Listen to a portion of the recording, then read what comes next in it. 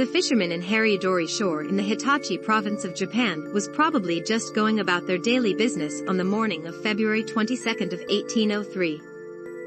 In the days before TV, science fiction, and the internet, their imaginations could never have prepared them for the sight they were about to see. They had no way of knowing that they would become part of one of the oldest known UFO legends that's known. It all began when the fishermen saw an ominous-looking ship floating toward them. Curiosity got the better of them, and they soon approached it and hauled it back to shore. It was 10.5 feet tall and nearly 18 feet wide. The strange vessel had windows which looked like they were made of some type of glass or crystal-like substance, which they later claimed would not break, no matter how hard they tried. The lower part of the boat was protected by brazen plates, which looked to be made of iron of the highest Western quality. Having never seen anything like it before and not having anything that was really known to compare it to, the best way they could describe it was that it looked like a large Japanese incense burner. What was inside the ship, though, definitely was not incense.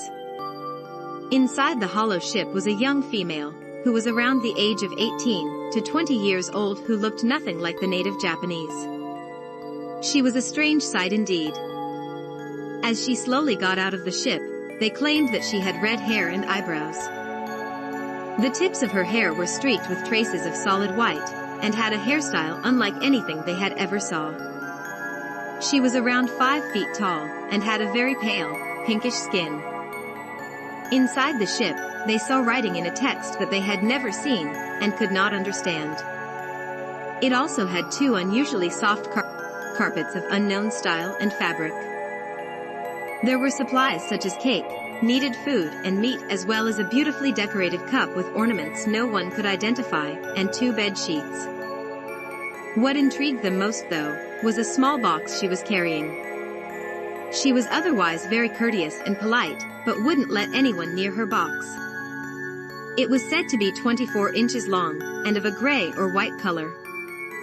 They tried to communicate with her, but when the strange girl began to speak, her language was of an unknown origin. No matter how hard the villagers tried to find out what was in her box, the girl politely, but very firmly held it close to her, and would not allow anyone near it. One of the village elders was said to have claimed that the woman could have been a princess from a foreign realm, and that maybe she had an affair which caused her to be sent away in the hollow ship. He claimed that her lover had probably been killed, and possibly the reason she didn't want anyone seeing what was in the box was because it held the head of her dead lover. Side note here. What the actual heck was these guys smoking? Anywho. It's said that there were people in the village that wanted to rescue her, and some that wanted no part of her or her ship, and wanted her sent away. It was allegedly discussed among the village elders, and was decided that she must return to the sea from which she came. They loaded her back into her ship, and pulled her back out to sea, and let her float away, never to be seen again. There were other stories that were very similar that occurred in or around that same time frame. In one of the stories, they had indeed found a head in one of the boxes, which is probably what rationalized their thoughts on a head being in this young girl's box.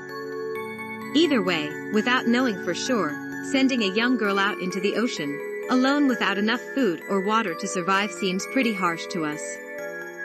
What do you think? Have you heard the story of utsero bune? We'd love to hear your comments in the comments section below.